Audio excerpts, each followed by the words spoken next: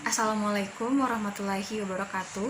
Perkenalkan, nama saya Nur Madani dengan NIM 2111600052 dari kelas Tadris Bahasa Inggris 3. Video kali ini untuk memenuhi ujian tengah semester oleh mata kuliah Sejarah, Sains, dan Peradaban Islam oleh dosen pengampu Bapak Zaifullah, SPD MPD. Langsung saja ke pertanyaannya, ada 3. Yang pertama, apa yang dimaksud dengan objek, metode, dan ruang lingkup sejarah, sains, dan peradaban Islam? Yang kedua, berikan penjelasan tentang periodisasi perkembangan sains pra-Islam. Yang ketiga, jelaskan capaian peradaban Islam pada masa Khulafaur Rasyidin. Langsung saja ke pertanyaan yang pertama, apa yang dimaksud dengan objek, metode, dan ruang lingkup sejarah, sains, dan peradaban Islam? Objek penelitian dari sejarah dan peradaban Islam tidak lepas dari definisi sejarah dan peradaban itu sendiri. Menurut Sidi Ghazalbas, sejarah adalah gambaran masa lalu tentang manusia dan sekitarnya sebagai makhluk sosial yang disusun secara ilmiah dan lengkap, meliputi urutan fakta masa tersebut dengan tafsiran dan penjelasan yang memberi pengertian dan kepahaman tentang apa yang telah berlalu. Kemudian metode sejarah adalah proses menguji dan menganalisis secara kritis rekaman dan peninggalan masa lampau. Rekonstruksi yang imajinatif dari masa lampau berdasarkan data yang diperoleh dengan menempuh proses itu disebut historiografi. Ruang lingkup sejarah peradaban Islam yaitu sebelum Nabi dilahirkan, Rasulullah dilahirkan hingga wafat, Khulafaur Rasyidin, Bani Umayyah, dan Bani Abbasiyah, kemunduran Islam, penyebaran Islam di Eropa hingga Asia.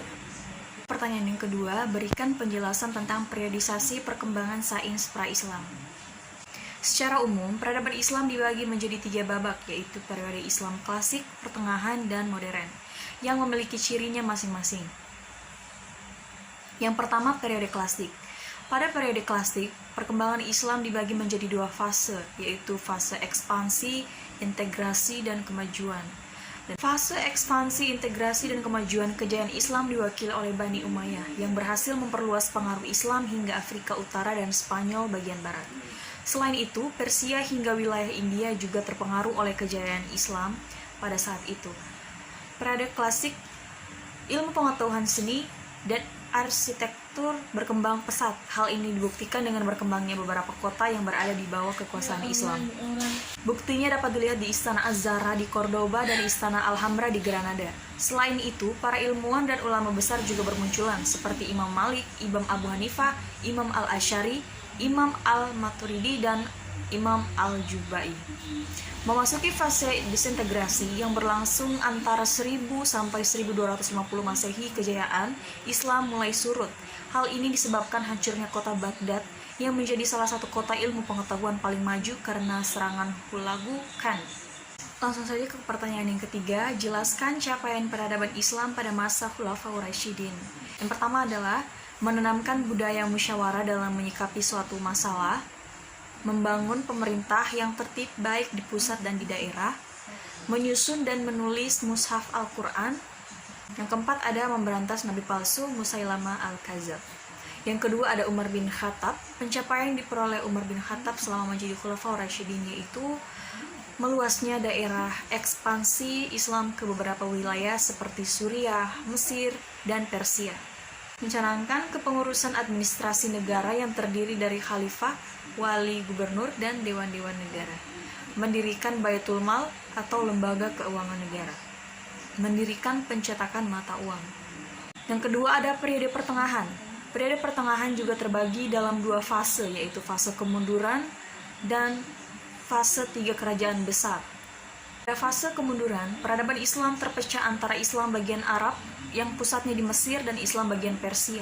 Adapun Islam yang berpusat di Mesir terdiri dari Arab, Irak, Suriah, Palestina, Mesir, dan Afrika Utara.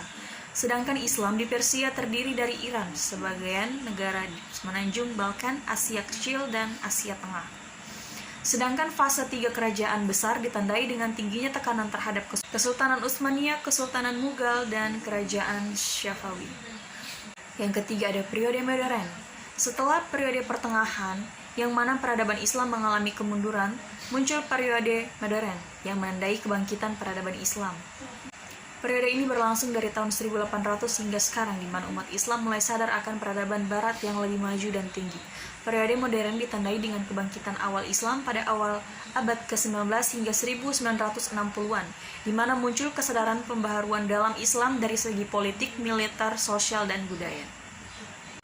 Kemudian yang ketiga ada Utsman bin Affan. Pencapaian beliau selama menjadi khalifah yang paling terkenal diantaranya adalah menyeragamkan secara baca Al-Quran dan mengumpulkan serta menyusunnya dalam satu mushaf, menertibkan tugas administrasi kepemerintahan, membangun sistem militer angkatan laut, membangun bendungan.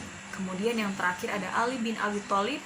Pencapaian yang diperoleh oleh Ali bin Abi Thalib saat beliau menjadi Khulafaur Rasyidin adalah menyebarkan Islam hingga ke daerah barat Hindia, mengganti pusat pemerintahan Islam dari Madinah ke Kufah, mengganti pejabat-pejabat yang dinilai kurang cakap, memajukan ilmu nahwu atau bidang bahasa Arab.